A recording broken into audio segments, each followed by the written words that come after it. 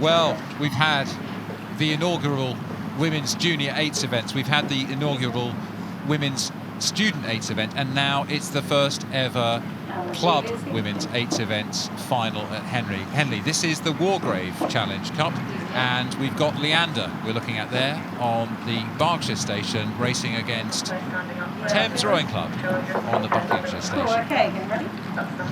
Sit easy at about half line.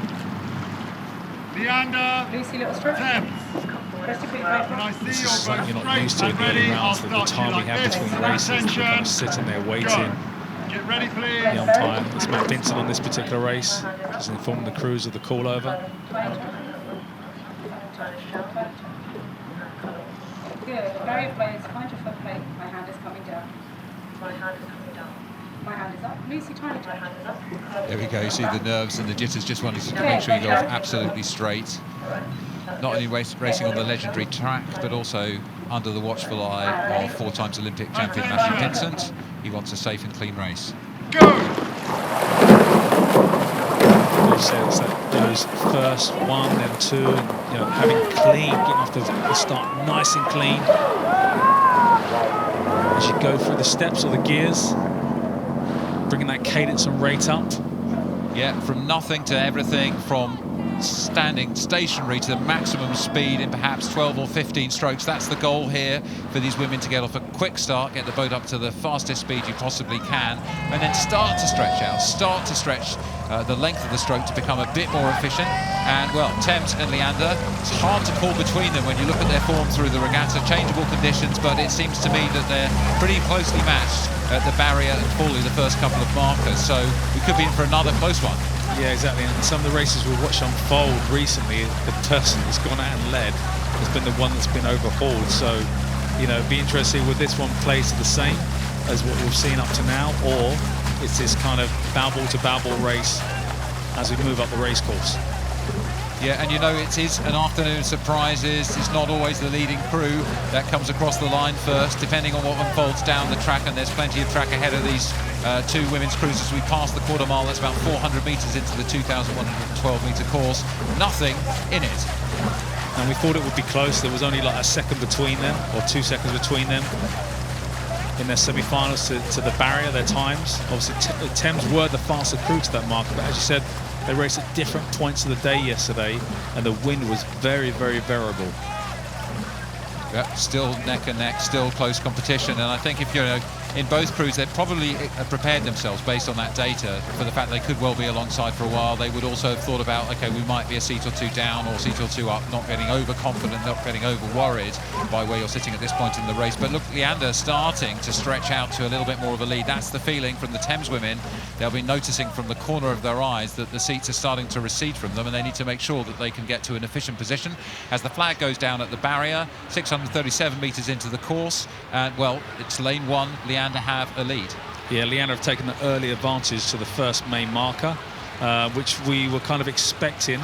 But the problem is it's about that rhythm, and obviously with the course being longer than they're used to racing over 2,000 metres, they're racing into the wind as well. So that bulk mid-race pace is so important when you come off that really frantic, energetic start, to really find that pace that can really set you over the majority of the course. And this part of the course, Mark, I really think Henley in particular is a difficult bit, because you start to be further away from the bank, the noise can recede a little bit, you're not kind of get to halfway's a bit further than you expect it to be, because it's not a 2,000-metre course, and it's easy for the attention to slip. Conversely, it's a really great place to attack. It's quite early in the race, you've got to recover from that start phase, but if you have got the fitness and the preparation to be able to attack here, you can really make a decisive move. And I think that's understanding what you have in your toolkit as a crew, basically. What works best for you? Is it to attack early? Are you good at hanging on? Do you have the confidence to go early? Or do you want to kind of wait? You're a bit unsure of how you're feeling. You want to kind of use it a bit later. But it makes it even more difficult, because that's got to come from a cox. They're the ones that are leading the boat. They've got to kind of try to monitor the way it's feeling, how we're moving, how we're in contact or behind with our competitors. So there's a lot of moving parts considered to consider when you're looking at these particular boat classes. Well, they're just passing through halfway, and it looks to me like the Leander crew have a rummage in their toolkit, and they found a tool that has allowed them to take maybe a length or more out of the Thames crew in that last few hundred metres mark. We were saying, you know, can you deploy something there? It looks to me like they have exactly what you were talking about. They have the opportunity to push on and to take some distance here. And this is, if you're going to do what they've done, you have to go again. You want to make sure you break contact, because this side-by-side racing, once you're out of sight, you're out of mind. And that's the thing. You can start to dictate, you know, the race. And then if you're Thames, you're always looking over your shoulder. Where are they? Where are they? We want to see them. We want to feed off them. I'm feeling your energy, Mark. You know, I can feel what a fierce competitor you were. You know, if you've gone now, you've got to go again.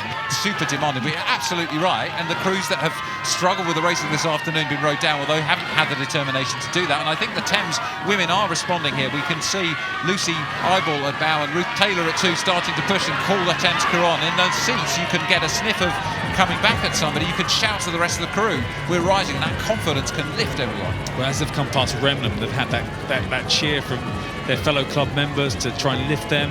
That may be a really important part for them as one of their moves in the race, and trying to maximise that. But once again, you come back to Leander, it's once again, you need to go again. You need to break that string or break that contact.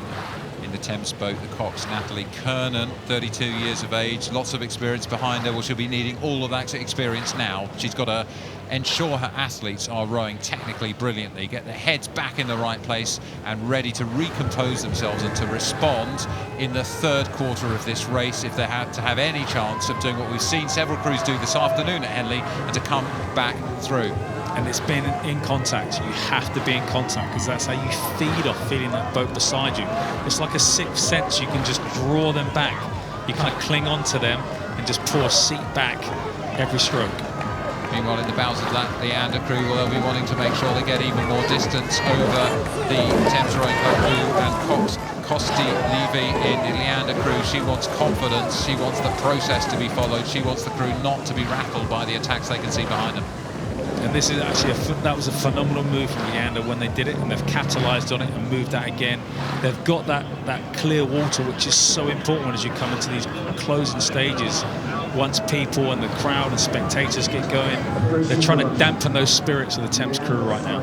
Yeah, well, they're coming through the mile and the 8th marker here. That's 1,811 metres gone. Not that many to go now. And, well, Leander, it seems to me that they have controlled the aggression of Thames in trying to respond to them. And now they're into a strong pattern. And suddenly the spirits will be lifting here, because they'll be starting to believe that this could be true. Yeah, and Leander have had a really good morning so far. They've won the pair, they've won the women's 4, so, you know, they're kind of feeding off that energy they have as a squad at the moment, which has just been an incredible morning for them, and it's a great start to the afternoon with this performance here. Well, Leander have their names many times on many trophies here at Henley, but this is the first opportunity they've had to engrave the name of the Leander Club and all of the women in this fantastic Leander crew on the brand new, beautifully sculpted by one of the top female sculptors in the country, the Wargrave Challenge Cup for Club Women's 8, and it's Leander crossing the line first, the engraver getting the toolkit out, ready to mark those names on blank silver plate. Credit to Thames, they really did attack. Yeah, really impressive race from both crews there. You know, they attacked it from early on. Leander took the early advantage, would seen crews come back. Leander maintained another move. But yeah, great race and a great regatta for both crews. Leander Club, third win of the day for the club. Most importantly, though, you've made history, winning the Wargrave Challenge Cup for the first time ever. First names on the trophy, I hear you shout. Costi with the microphone there, Cox. Talk me through the race. We just got onto a really good start.